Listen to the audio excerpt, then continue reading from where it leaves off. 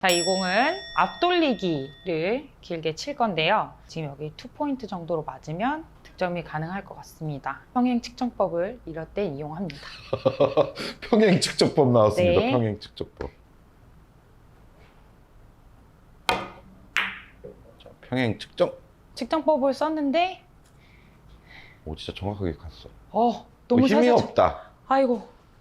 와, 정확하게 갔는데.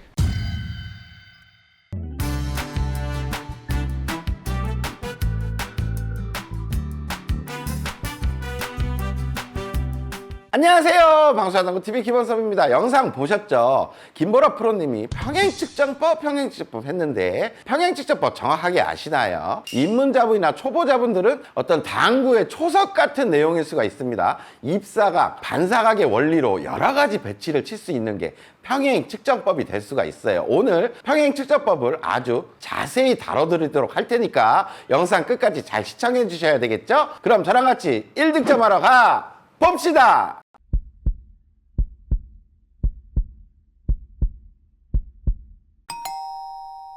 자, 평행측정법을 배워본 오늘의 배치입니다. 먼저 1적구는 코너에서 단쿠션으로 한 칸 반, 장쿠션으로 두 칸에 교차하는 점에 있어요. 두 번째 내공은 1적구보다 한 칸 뒤에 떨어져 있는데 공 한 개 정도 억각으로 이렇게 내려가 있습니다. 마지막 2적구는 이렇게 원포인트에 도착하면 맞기 좋게 서 있죠. 자, 여러분들 실전에 이런 배치 만나면 당연히 노란공 1적구로 옆돌리기를 칠 겁니다. 하지만 입문자분이나 초보자분들, 정확한 기준이 없으신 분들은 이런 실수들 분명히 할 거예요. 아이고, 투쿠션으로 바로 맞았네요. 자, 이렇게 입문자분이나 초보자분들은 투쿠션으로 맞는 실수를 많이 할 겁니다. 하지만 오늘 평행측정법 배우시면 이런 실수가 정말 줄어들 거예요. 제가 일단 쳐볼게요. 이렇게 맞춰내는 거예요. 이제부터 평행측정법을 배울 건데 조건들이 있겠죠. 조건에 앞서 평행측정법은 무회전을 기반으로 합니다. 그 무회전을 기반으로 한다는 걸 알고 조건을 들으시면 쉽게 이해를 하실 거예요. 평행측정법은 무회전을 기반으로 하기 때문에 입사각과 반사각이 거의 동일하게 나온다는 전제가 있습니다. 지금 배치를 보시면 평범한 두께를 치면 입사각이 이런 형태로 나오겠죠. 그럼 반사각도 비슷하게 나올 겁니다. 그럼 이적구를 향하기 쉬운 각도를 만들어낼 수 있는 조건이죠. 이런 때는 평행측정법을 사용할 수가 있다는 거예요. 근데 만약에 내공이 이렇게 많이 억각입니다. 평범하게 쳐서는 입사각이 이런 식으로 나오겠죠. 그럼 반사각도 여기로 와버릴 거예요. 그래서 이런 때는 평행측정법을 사용할 수가 없어요. 이 배치를 맞추려면 회전도 필요할 거고 당점 변경으로 입사각도 인위적으로 만들어낼 필요성이 있습니다. 그리고 내공이 이렇게 많이 빗각으로 돼 있어요. 그러면 또 평범한 분리각이 이렇게 안쪽으로 많이 들어가 버리겠죠. 이런 상황에선 반사각으로 나오고 요 위쪽으로 쉽게 빠져버릴 거예요. 그렇기 때문에 이런 때도 평행측정법을 사용하기는 어려운 조건이 될 수가 있습니다. 딱 봐서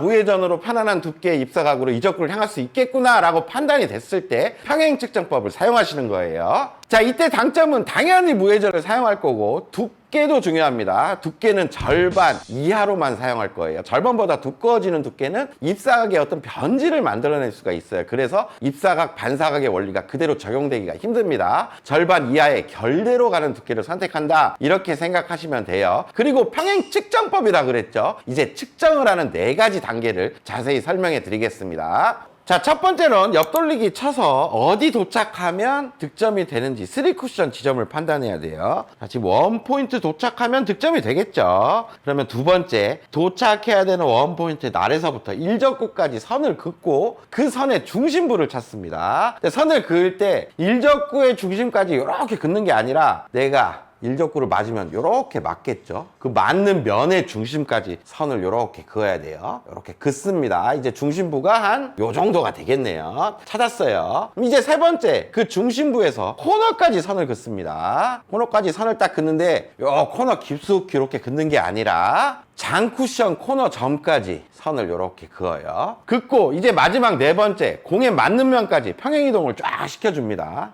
평행이동을 시켜줬더니 한 원포인트 저 부근으로 맞으면 평행이동이 잘 되게 되겠네요. 1적구 맞추고 원포인트 무회전으로 보내면 지금 2적구 맞출 수 있다는 얘기예요. 제가 한번 쳐볼게요. 이렇게 득점할 수가 있습니다. 이게 평행측정법이에요. 자, 방법은 매우 간단하죠. 하지만 평행 측정하다가 실수를 할 수 있는 여지들이 많습니다. 제일 실수를 많이 하는 부분이 평행 이동을 하다가 큐선이 이렇게 틀어지면서 원쿠션 지점을 잘못 찾는 실수가 거의 대부분이에요. 이제부터 실수를 좀 덜 할 수 있는 그런 방법을 알려드리겠습니다. 자, 첫 번째 단계는 거의 실수를 하지 않아요. 그냥 직관적으로 3쿠션 지점을 찾아낼 수가 있죠. 그리고 두 번째 단계도 방법도 간단하고 중심부만 찾으면 되는데 이 중심부 찾는 거를 좀 까다롭게 생각하시는 분이 있을 수가 있어요. 그런 분들은 지금 공에 맞는 몇 가지 선을 이렇게 그었죠. 요 큐 끝에서 단쿠션까지 수직으로 선을 내립니다. 선을 내렸더니 여기 포인트로 따지면 한 24포인트 정도 맞죠? 이거의 절반 12포인트에서 또 수직으로 선을 하나 올려요. 이 올린 선과 교차되는 지점이 아주 정확한 중심부가 될 수가 있습니다. 그럼 이제 뭐 해야 되죠? 중심부에서 장쿠션 코너점까지 선을 이어야 되죠. 이 선을 공에 맞는 면까지 평행 이동하는 과정에서 제일 큰 실수들을 많이 합니다. 왜냐하면 공에 맞는 면까지의 어떤 이동거리가 길죠. 이렇게 똑바로 이동하면 좋은데 가다가 큐가 조금이라도 틀어지면 원쿠션 지점이 잘못 설정될 수가 있어요. 이걸 이제 실수하지 않게 하는 방법을 알려드릴게요. 세 번째 단계에서 기울기를 한번 봐주는 겁니다. 큐선이 출발하는 데가 기울기가 되겠죠. 지금 두 칸하고 한 2포인트 정도 이동을 했으니까 2.2 기울기 정도로 들어가면 되는 거예요. 그럼 2.2 기울기를 일적구 근처에서 찾아주면 되는구나 라고 생각을 하고 큐를 이렇게 이동하는 게 아니라 그 기울기를 이제 찾아주는 겁니다. 포인트별로 기울기 찾기 쉽죠. 원 포인트라면 요런 게 2.2 기울기가 되고, 2포인트면 요런 게 또 2.2 기울기가 되고, 세 번째 포인트면 요런 게 다 2.2 기울기가 됩니다. 그럼 이거는 지금 완벽한 평행 이동들이 다 된 상태예요. 그럼 가장 근처에 있었던 첫 번째 포인트에서 2.2 기울기를 이렇게 그리는 선을 그었더니 공에 맞는 면에 딱 걸려 있네요. 그 말은 공을 치고 지금 원 포인트 정도 가면 똑같은 기울기로 평행 측정법을 친 것처럼 정확하게 칠 수가 있다는 얘기예요. 이렇게 맞춰낼 수가 있습니다.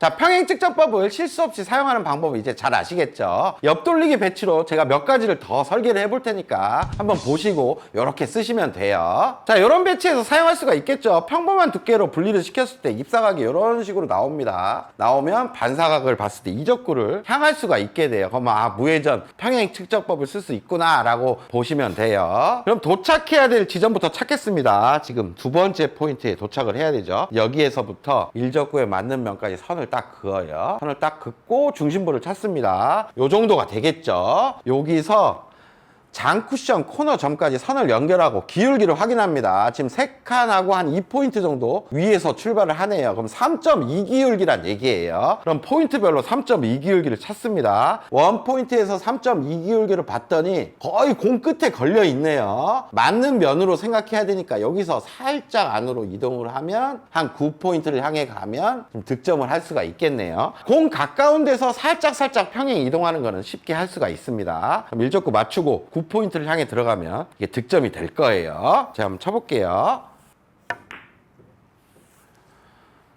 이렇게 정확하게 득점이 되죠. 자, 지금 배치도 평행 측정법으로 설계해 볼게요. 도착해야 될 점은 지금 두 번째 포인트입니다. 여기와 일적구의 선을 긋고 중심부를 찾는 거죠. 이 정도가 되겠네요. 여기서 장쿠션 코너점까지 선을 이으면 한 2.5 기울기 정도 되는데 지금 일적구와의 거리가 가깝기 때문에 굳이 기울기 이동 안 하고 이렇게 평행 이동을 직관적으로 해도 됩니다. 그러면 한 4포인트 정도 향해 들어가면 맞겠네요. 제가 쳐볼게요. 이렇게 맞춰낼 수가 있습니다. 몇 가지 옆돌리기 배치를 쳐봤는데 이게 비단 옆돌리기에만 적용되는 건 아니에요. 무회전으로 입사 반사각이 나오는 그런 배치에서는 다 적용을 할 수가 있습니다. 뒤돌려치기도 되고 세워치기 이런 거에도 적용을 시킬 수가 있어요. 심지어 뱅크샷에도 쓸 수가 있습니다. 자, 이런 뒤돌려치기도 평행 측정법으로 쓸 수가 있어요. 지금 도착해야 될 지점은 원 포인트가 됩니다. 여기서부터 공에 맞는 면까지 선을 이어야 되죠. 근데 뒤돌려치기니까 저쪽 반대편 왼쪽 면이 많습니다. 요 선에서 중심부 요 정도가 되겠죠. 여기서 코너까지 선을 이으면 한 1.5 기울기 정도 되네요. 그러면 공에 맞는 면까지 이렇게 평행 이동을 하셔도 되고 포인트로 확인하셔도 됩니다. 두 번째 포인트에서 반 포인트 겨냥하면 1.5 기울기인데 공에 맞는 면이 그쪽에 딱 걸려 있죠. 저쪽 반 포인트 향해 가면 된다는 얘기예요. 제가 쳐볼게요. 이렇게 치면 쉽게 득점할 수가 있습니다. 성공! 세워치기에서는 이런 식으로 평행측정법을 사용하시면 됩니다. 마찬가지로 도착해야 될 3쿠션 지점을 판단해요. 여기 반 포인트 정도 도착하면 득점이 되죠. 그럼 여기에서부터 일적구에 맞는 면까지 선을 딱 긋습니다. 긋고 중심부를 찾아주는 거예요. 이 정도 되겠죠. 여기서 이제 단 쿠션 코너 점까지 선을 긋습니다. 그었더니 한 1.5 기울기 정도 나오죠. 이 기울기 찾아주는 거예요. 두 번째 포인트에선 저쪽 반 포인트. 공이 없죠. 거의 나타났습니다. 살짝만 이동하면 한 포인트 정도 이동하면 공에 맞는 면까지 걸리네요. 그럼 저쪽 6포인트를 바라보고 무회전으로 쳐주면 됩니다. 제가 한번 쳐볼게요. 이렇게 쳐주면 보세요. 반 포인트에 도착을 하고 득점이 되죠. 이런 식으로 설계하는 거예요. 자, 이런 3뱅크 배치에서도 평행측정법을 사용할 수가 있습니다. 도착 지점과 출발 지점이 지금 가까이 있죠. 가까이 있을 때는 평행측정법 쓰면 꽤 정확하게 사용할 수가 있어요. 그럼 동일하게 먼저 도착해야 될 지점을 찾습니다. 여기 1.5포인트도 도착하면 득점이 되죠. 근데 이제 일적구가 없어요. 선을 그을 일적구가 없습니다. 뱅크샷은 일적구 없이 바로 그냥 쿠션을 치기 때문에 내 공까지 선을 긋습니다. 공의 중심부까지 그어주면 돼요. 거기에 절반 지점을 찾고 똑같이 장쿠션 코너 점을 이렇게 이어주면 돼요. 그럼 한 2.3 기울기 정도 나오네요. 이제 2.3 기울기를 어떻게 찾을까요? 막 여기서 찾으려면 어려워요. 그러면 역발상을 해보자면 여기 점에서 2.3 기울기를 반대로 찾아보겠습니다. 요렇게 하나, 둘, 요렇게가 2.3 기울기겠죠? 요렇게 기울기를 찾았더니 또 공이 근처에 있어요. 근처에 있다는 말은 거기서 이제 간단하게 이동을 할 수 있다는 얘기죠. 2.3 기울기를 찾았으니까 공까지 이렇게 이동을 하면 한 5포인트 정도 치면 맞겠네요. 근데 이때 주의사항이 있습니다. 뱅크샷을 칠 때는 완벽한 무회전을 주면 조금 짧아지는 경향이 있어요. 느낌의 점만 살짝만 추가해 주시면 돼요. 느낌의 점 살짝만 추가해 주고 5포인트를 쳐보겠습니다. 그러면 이렇게 맞힐 수가 있습니다. 성공! 자, 여러분들 오늘 레슨 어떠셨어요? 입사각, 반사각의 원리, 당구의 어떤 초석 같은 평행 측정법을 배워봤습니다. 실수할 수 있는 부분들을 많이 좀 자세하게 가르쳐 드렸는데 구장 가서 연습 많이 해보시고 실수하지 않고 평행 측정해서 멋지게 득점하시길 바랄게요. 그럼 다음에 더 좋은 레슨 가지고 찾아오겠습니다. 다음 시간에 또 봅시다!